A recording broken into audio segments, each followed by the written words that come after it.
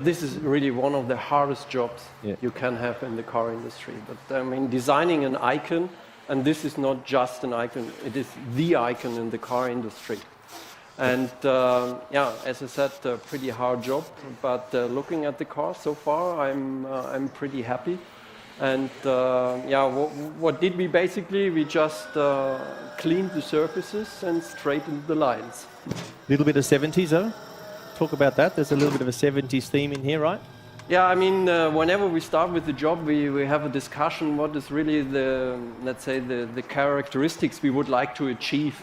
And then we said the car should become more muscular and should look more compact. And we looked at the history and found out that the 930, the first turbo, is really the car that inspired us a lot with its extended wheel arches and this narrow waist and this very expressive Coke bottle shape. So that was really the car we had all the time with us in the studio. I want to bring you to the rear of the car, please. Yeah. Because we know the Porsche 911 has always been rear engine.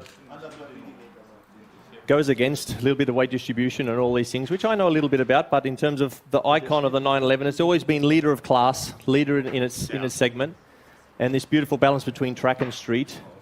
But what have we done, and how's the focus still going to make sure that we're still on pole position when it comes to rear-engine high-performance street cars? Yeah, sometimes people say in the past, well, that's the biggest disadvantage of this car, the weight distribution, because the engine is in the back of the car. But in my opinion, it's the biggest advantage of the car, because the whole thing, here in German we say, here plays the music in the 911, exactly in this range. Yep. Here's the engine, here's the gearbox, here's the rear axle, now, by the way, with 21-inch wheels. Yeah. And you still have luggage compartment, and you can put your children here inside. And be honest, I got 2 kids. In the meantime, 2 engineers working at Porsche, and they grew up exactly here. Oh, there you go. Good homework. Good R&D project. Yeah. Michael, August just quickly mentioned about the wheels. So we're 20 on the front, 21 on the rear. I know you designers love big wheels. I like big wheels too, but they've got to be functional, right? I mean, in terms of aerodynamics and also rolling resistance. What's the idea around this wheel combination on the new generation car? With the power and performance of this car, you know very well, I mean, you should have good aerodynamics. Otherwise, it becomes more kind of airplane.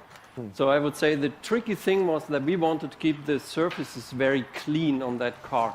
So I think it was more challenging for the aerodynamic guys that they had to do all their arrangements, let's say, invisible. And yes, it goes without saying, I mean, designers love big wheels. But in that case, even the guys from the chassis department were, let's say, in the front line, because they had to make sure that the car gets the power on the tarmac. Yeah.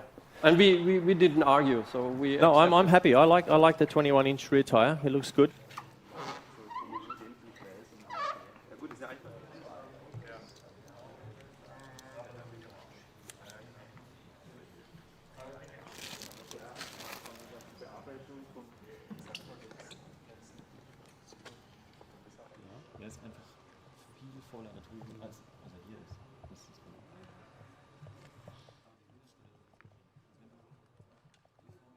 Also wir müssen aufpassen, dass diese Flachstelle nicht da ist, sonst sieht es sehr eingefallen aus.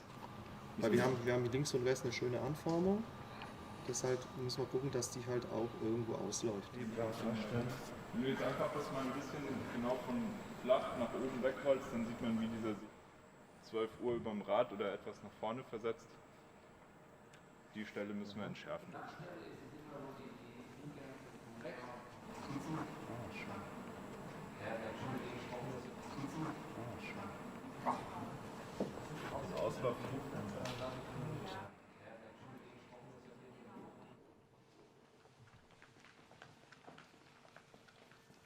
Jetzt haben wir hier erste werkzeugfreie Teile aus der... Ich denke, das haben wir sehr schön auf den Punkt gebracht. Ja. Auch die Highlights hier rüber, über den Kotflügelbereich laufen sehr schön straff. Ja, das Thema da in ist Highlights. was. Und auch hier. Aber das Hauptthema ist diese Wechsel von konkav in konvex gekennzeichnet. Es ist zwangsläufig eine Flachstelle, aber ist es so gewollt?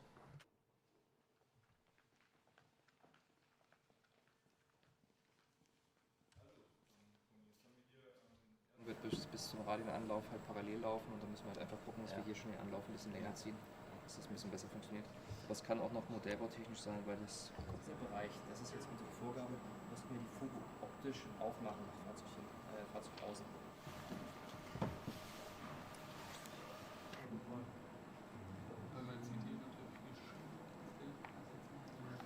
Ob wir hier noch diese leichte Strukturierung drin haben. Und dann kommt eine Naht. Gibt es ja noch die Reduzierung noch aus dem Lederpad.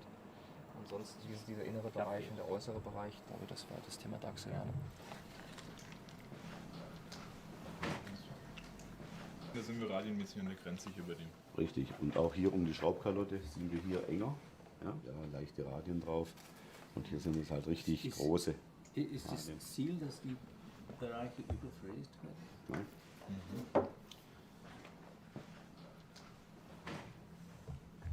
Nichts sagen. Es sind